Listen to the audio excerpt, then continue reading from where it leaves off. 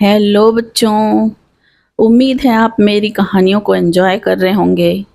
सिर्फ एंजॉय नहीं कर रहे होंगे, उससे कुछ सीख भी रहे होंगे।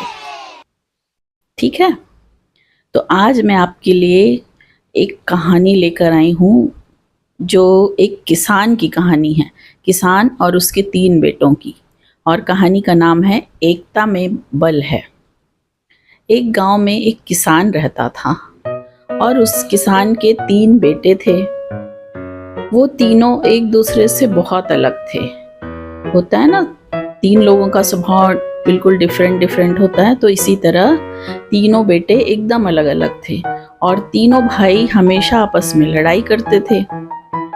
किसान अपने बेटों को बहुत समझाता था कि मिलकर रहो, ऐसे लड़ाई नहीं करो, लेकिन वो तीनों अपने पिता की बात बिल्कुल भी नहीं मानते थे।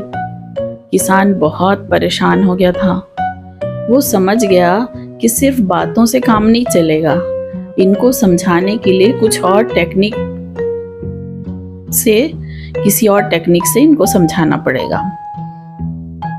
तब किसान ने एक दिन तीनों बेटों को बुलाया और कहा कि तुम तीनों 3-3 लकड़ियां लेकर आना।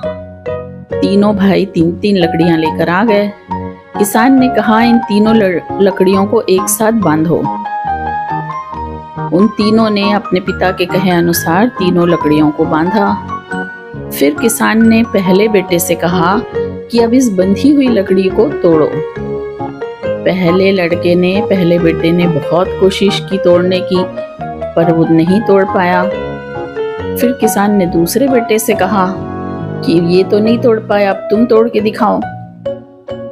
दूसरे बेटे ने भी बहुत कोशिश की, बहुत जोर लगाया, पर वो भी नहीं तोड़ पाया।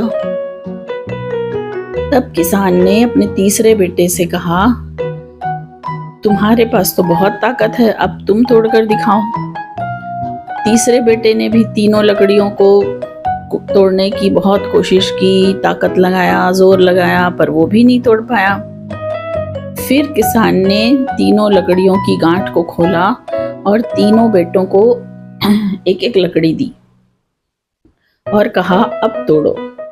तीनों बेटों ने लकड़ियां आसानी से तोड़ दी। तब किसान ने अपने बेटों से कहा, देखा, जब 3 लकड़ियां तुम्हें साथ में दी गई तो तुम नहीं तोड़ पाए, लेकिन सिंगल लकड़ियां दी गई तो तुमने इसको आसानी से तो तोड़ लिया।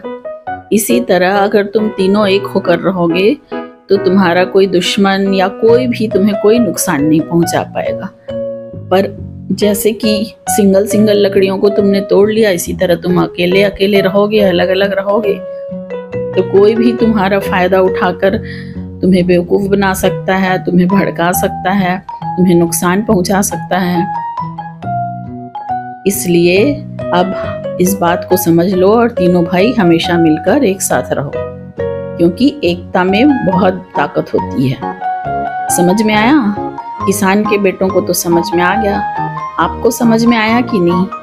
समझ में आ गया ना? एकता में बहुत बल होती है। ठीक है।